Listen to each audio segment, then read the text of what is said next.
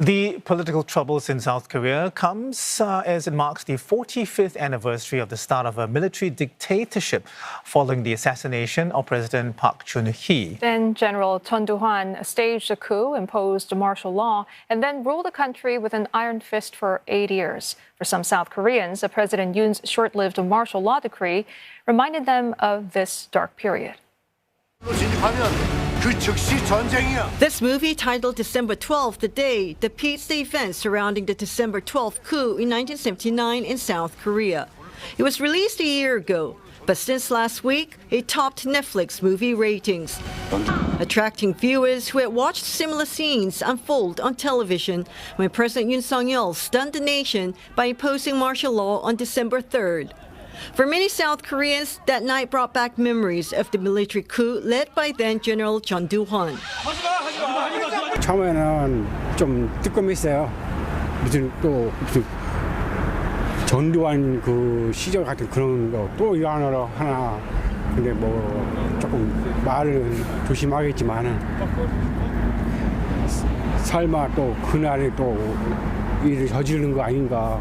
우리 베이비 부모인데. 그래도 전쟁도 안 겪고 우리 손대모냥 뭐 식민지 전쟁 뭐 이런 거 없지만 우리는 잘 먹고 잘 살았어요.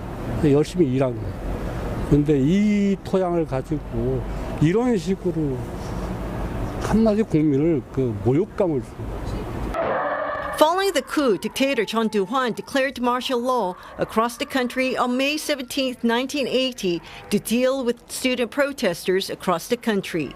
South Koreans took to the streets, especially pro-democracy activists in the southwestern city of Gwangju a day later.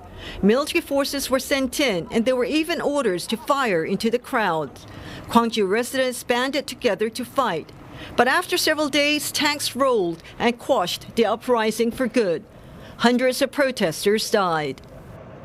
Professor Joseph Yi at Hanyang University says he sees some parallels between how Chun Doo-hwan used martial law to suppress democracy movements and framed opponents as threats to national security, and President Yoon's actions on the 3rd of December. But he says the situation was completely different this time around.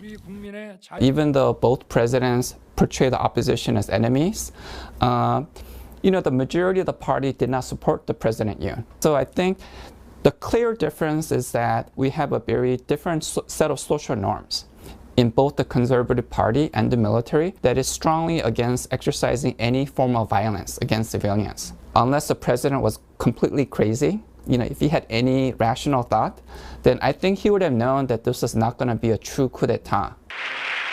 After the coup and period of martial law, the 1987 Constitution introduced several key safeguards.